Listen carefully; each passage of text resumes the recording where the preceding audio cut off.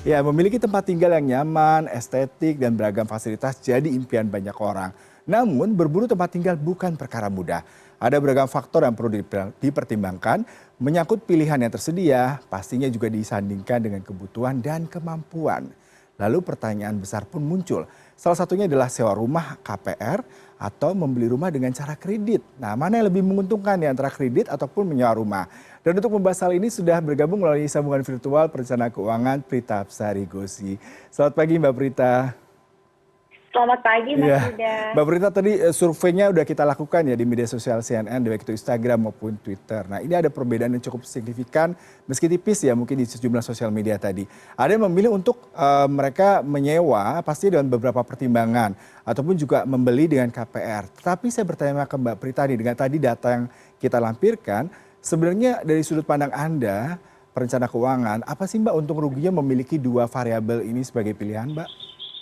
Oke, pertama kita berbicara keuntungannya dulu. Jadi kalau kita berbicara secara finansial, maka kita akan menggunakan parameternya itu adalah angka. Dan angka ini nanti akan berhubungan dengan net worth statement atau istilahnya neraca atau istilahnya kekayaan yang akan dimiliki oleh orang tersebut. Kalau kita membeli rumah, maka keuntungan terbesar adalah rumah tersebut akan menjadi aset pribadi bagi siapapun yang memilikinya. Nah, aset pribadi ini tentunya pasti akan memberikan banyak sekali keuntungan. Salah satunya adalah mungkin adanya potensi kenaikan harga dari properti tersebut dan ada potensi untuk diwariskan kepada generasi selanjutnya. Nah, sedangkan kalau mengontrak rumah juga ada benefitnya secara finansial, yaitu harga kontrak rumah di Indonesia secara umum memang relatif sangat-sangat ekonomis atau terjangkau untuk banyak kalangan, padahal secara lokasi dan mungkin bentuk propertinya itu sangat sudah nyaman gitu loh. Dengan demikian, penghasilan yang dimiliki oleh orang tersebut mungkin bisa dialokasikan atau dimanfaatkan untuk kebutuhan lain, bisa jadi masuk ke pos pengeluaran bulanan dia, atau kalau dia sudah mengerti dan paham mengenai investasi, dia bisa alihkan untuk diinvestasikan sehingga nantinya bisa memiliki saldo dana pensiun di masa depan. Itu adalah keuntungannya Mas Yuda. Ya. Karena kita mau bicara kerugiannya kah? Ya. Nah, kalau kita bicara keuntungan tadi sepertinya memang banyak sekali pertimbangan ya Mbak. Kalau saya pribadi mungkin salah satunya ketika memilih rumah akan ada nilai jual kembali investasinya.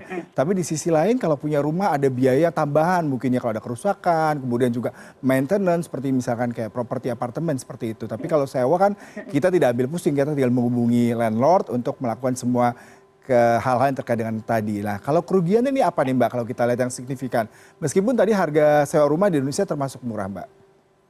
Ya, jadi mungkin saya akan merawat dikit kata-kata saya, bukan merugikan, tetapi hal yang perlu dipertimbangkan, gitu ya. Jadi kalau untuk pembelian rumah gitu, memang hal yang perlu kita pertimbangkan adalah biaya-biayanya, di mana biaya ini termasuk maintenance rumahnya atau propertinya, kemudian biaya pajaknya yang kadang-kadang juga kenaikan dari PBB itu ya tidak bisa dikendalikan oleh si pemilik gitu, karena ditentukan oleh pemerintah daerah tersebut.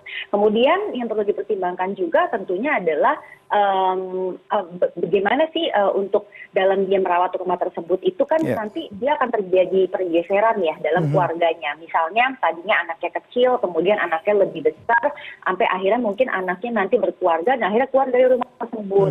Nah ini orang tua yang kemudian nantinya mungkin menjadi lansia, itu masih sanggup nggak untuk mengurus rumah dengan tipe bangunan yang mungkin sebesar itu, dan juga pengeluarannya sebesar itu juga.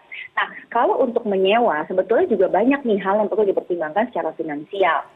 Satu, yang namanya menyewa bagaimanapun juga aset tersebut tidak menjadi milik kita, itu tetap adalah milik orang lain. Sehingga Anda juga tidak bisa nih memiliki perencanaan bahwa saya akan tinggal selama sekian tahun. Kenapa? Karena itu tergantung dari pemilik propertinya. Kalau tiba-tiba dia jual, atau tiba-tiba dia mau pakai sendiri, atau dia memutus kontraknya, tidak boleh diperpanjang, ya maka tidak ada bisa kita lakukan. Nah, untuk mereka yang sudah memiliki keluarga, Mas Yuda, hal ini tuh pasti akan ada dampaknya. Kalau Anda masih lajang, Anda hanya bawa-bawa dan sendiri, itu mungkin hal yang sangat mudah ya, seperti pindah kos-kosan aja. Tetapi kalau sudah berkeluarga itu luar biasa ya. Karena secara psikologis juga mungkin satu keluarga itu harus di manage, kemudian juga ada biaya-biaya untuk pindahannya, dan biaya pindahan itu kadang tidak murah gitu ya. Dan Mhm. juga pastinya ada penyesuaian kembali nih gitu dari Iya. segi tatanan kehidupan di lokasi yang baru. Jadi itu Mhm. adalah hal-hal yang mungkin perlu dipertimbangkan. Mhm. Kalau tadi kita sudah mengelaborasi, untung apa namanya, hal pertimbangan tadi ya, meskipun bukan kerugian tapi hal-hal yang harus dipertimbangkan ketika kita sewa rumah ataupun membeli rumah. Kalau membeli rumah nih Mbak, pasti pertimbangannya besar terkait dengan anggaran atau budget, kemudian juga mempertimbangkan suku bunga bank, kemudian juga DP ya Mbak. Nah mungkin Mbak Prita Ya. bisa memberikan kira-kira apa saja sih advice-nya menarik, karena kan rata-rata pekerja muda, keluarga muda, kemudian juga pekerja yang rata-rata di Jakarta, sulit nih dapat rumah di Jakarta, pasti dapatnya minggir makin jauh, tapi juga boncos di waktu, di ongkos transport. Nah, kalau DP itu berapa persen idealnya? Kemudian juga cicilan berapa lama nih Mbak KPR yang ideal dengan kondisi tadi pertimbangan-pertimbangan pekerjaan juga? Oke, kalau kita berbicara idealnya, maka DP yang besar, kemudian durasi cicilan yang lebih pendek, itu adalah yang ideal. Hmm. Kenapa? Karena dengan demikian biaya bunga yang perlu kita bayarkan itu akan lebih rendah, Mas Yuda. Tapi untuk punya DP besar dan untuk durasi yang pendek, artinya modal kita juga harus besar. Nah, kadang ini yang tidak dimiliki oleh mereka yang menjadi pekerja muda, karena mungkin level penghasilannya juga masih sangat terbatas dan sebelumnya tidak punya tabungan atau mungkin warisan. Nah, oleh sebab itu, maka alternatifnya adalah mungkin saat ini DP-nya dikecilin, mungkin yang tadinya idealnya 30% turun menjadi 10%, kemudian durasinya yang ideal targetnya adalah 10 tahun, kemudian kita perpanjang mungkin jadi 20 tahun. Nah, dengan demikian, maka dia akan memiliki dana yang mungkin lebih bersahabat untuk bisa membeli rumah pertamanya, dan secara cicilan pun juga masih bisa ditekan hanya sepertiga dari pemasukan bulanan dia. Saya kebetulan punya hitungan nih Mas Yuda. Ya. Jadi katakanlah seseorang mau membeli rumah harganya 1 miliar rupiah. Kemudian dia saat ini belum punya uang untuk DP yang besar sehingga dia hanya baru bisa menyediakan 10% saja. Kalau rate KPR itu adalah 5% per tahun, dan kemudian dia ambil untuk durasi 20 tahun, maka cicilan bulanannya itu mungkin sekitar 5,9 juta rupiah. Nah, kalau cicilannya 5,9 juta rupiah, artinya si pekerja ini itu penghasilannya tuh harus 15 juta rupiah per bulan, Mas Yuda. Nah, Mhm. pertanyaannya, Anda memang punya penghasilan sebesar itu enggak? Iya, Kalau iya. penghasilannya tidak sebesar itu, maka alternatifnya mencari rumah yang harga lebih rendah, atau memang ya Anda harus mengontrak rumah terlebih dahulu dan Mhm. mengumpulkan DP yang lebih besar. Jadi salah satu pertimbangan tadi kita bisa melakukan skema apa namanya, komposisi daripada penghasilan, kemudian cicilan dan berapa lama periode untuk pelunasan. Nah, kalau sewa nih Mbak ya, rata-rata menyewa pertimbangan karena lebih dekat kantor, aktivitas perkotaan, kemudian tadi beberapa hal yang terkait dengan maintenance. Nah, kalau sewa rumah ataupun kos-kosan, budget yang ideal itu ada nggak sih Mbak? Mulai berapa dari gaji sehingga kita juga tidak boncos juga nih, mentang-mentang pingin dapat kos-kosan ataupun kontrakan apartemen yang nyaman, tapi ternyata mahal juga sampai hampir 10% daripada penghasilan. Oke, jadi kan konsepnya dalam penghasilan kita itu kita bagi tiga. Ada yang untuk biaya hidup atau living, ada yang untuk tabung investasi atau saving, dan ada yang mungkin untuk gaya hidup atau playing. Nah, porsi masuk ke yang ditabung nih. Sebetulnya kan seseorang itu idealnya bisa mengambil 30% dari income-nya untuk masa depannya dia. Maka kalau kita pakai patokan 30%, kita bisa alihkan 30% ini nantinya untuk mengumpulkan DP, atau 30% ini nantinya untuk bayar cicilan rumahnya. Nah, kalau misalnya dia saat ini mengontrak, maka dia harus berpikir, oke, dari 30% ini saya akan ambil nih sebagian untuk bayar kontrakan rumah saya. Kalau dia masih mau mengumpulkan DP, berarti kan mungkin dia harusnya menabung lebih besar daripada biaya kontraknya, Mas Yuda. Iya. Itu logikanya seperti itu. Sehingga kalau dia mau menabung uang muka, katakanlah 20% dari penghasilannya, maka biaya kontrak rumah yang ideal buat dia itu maksimal hanya 10% atau setengahnya. Dan itu seterusnya. Kalau dia hanya punya kemampuan untuk menabung DP 10%, berarti biaya kontrak rumah dia itu maksimal hanya boleh 5%. Begitu terus cara berhitungnya.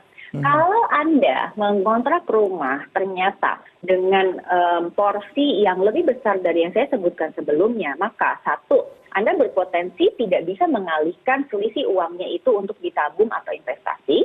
Dan yang kedua, sebenarnya kontrak rumah itu akan hanya menjadi biaya hangus karena ya itu hanya untuk menutupi kebutuhan hidup kita di mana asetnya nanti di masa depan itu tidak akan menjadi milik kita gitu. Iya, nah ini tadi sudah banyak sekali dielaborasi dari segi finansial, kemudian juga dari beberapa variabel-variabel penting ya Mbak. Nah yang menarik nih Mbak, kalau ada anggarannya, kemudian juga mereka bisa sebenarnya untuk membeli rumah, tapi lebih memilih untuk tinggal di unit yang disewakan gitu. Apa pertimbangannya nih Mbak? Mungkin kita juga pernah mendengar ada seorang selebriti yang memilih untuk tinggal di rumah Ya. sewa daripada dia punya rumah sendiri gitu Mbak Prita. Hmm. Ya, jadi sekarang udah masuk ke aspek non finansial, yaitu di mana berhubungan dengan lifestyle yang pengen kita punya. Biasanya mereka yang ingin memiliki kebebasan mas atau fleksibilitas untuk bisa berpindah, itu adalah mereka yang mungkin berjiwa lebih free ya, lebih lepas. Nah dalam hal ini memang kalau dia punya rumah, maka dia akan terikat kan pada satu lokasi dan sebagainya. Maka pertimbangan buat mereka yang memilih gaya hidup ini adalah pertama, dia harus memiliki dana yang memang sudah dia siapkan sampai ya kita nggak tahu ya usia harapan hidupnya sampai berapa, itu untuk bisa berpindah rumah beserta dibantu oleh moving jasa pindahan rumah lah kira-kira seperti itu. Karena itu kan juga tetap tidak murah Mas, apalagi kalau memang rumahnya itu ya rumah yang besar sehingga perabotnya juga sudah banyak dan sebagainya. Nah alternatif lain mungkin memang dia selalu memilih rumah yang sudah furnished gitu loh, sehingga ya kalau pindah ya udah tinggal pindah aja gitu loh, sesuai dengan apa yang dia bawa, misal pakaian dan lain-lain. Kemudian yang kedua yang perlu dipertimbangkan juga sebetulnya adalah bagaimana dia akan memilih mau tinggal di kota mana gitu loh. Karena pada akhirnya kan nanti pilihan-pilihan properti yang mungkin disewakan itu juga trennya berubah terus gitu. Sehingga dia juga harus mempertimbangkan semakin usia kita juga bertambah gitu, tentu saja gaya hidup kita sebagai senior citizen kan berbeda ya dengan waktu kita masih milenial. Contoh misalnya bentuknya apartemen atau rumah, terus pindahnya itu di suburb atau di city, itu menjadi pertimbangan-pertimbangan khusus. Dan yang terakhir, bagaimanapun juga dia ini kan mungkin punya keluarga nih. Kalau keluarga kemudian kalau dia berpikir untuk ingin bisa mewariskan aset, itu asetnya nggak ada nih. Maka alternatifnya dia memang perlu memiliki asuransi jiwa yang memadai. Kenapa? Karena kita kan nggak tahu kalau nanti kita berpulang itu apakah didahului oleh biaya sakit, atau misalnya nantinya ada biaya pemakaman dan lain-lain. Nah ini asetnya apa nih yang bisa kita wariskan kepada keturunan kita. Kalau tidak ada aset yang bisa diwariskan, ya berarti alternatifnya harus dibantu oleh asuransi yang memberikan klaim gitu Mas. Mbak Prita terakhir nih ya, kalau bicara mengenai rumah itu masih menjadi salah satu aset yang bisa kedepannya menjadi seperti sebuah liquid ya, kalau misalkan dijual bisa dapat uang dan menjadi sebuah anggunan yang bisa membuat orang merasa lebih tenang gitu dibandingkan misalkan menyewa. Anda melihat apakah memang dengan kondisi Jakarta yang semakin mahal, kemudian kesulitan mendapatkan rumah tinggal yang landed house salah satunya mungkin, apakah memang masih menjadi salah satu pilihan rumah menjadi investasi Mbak?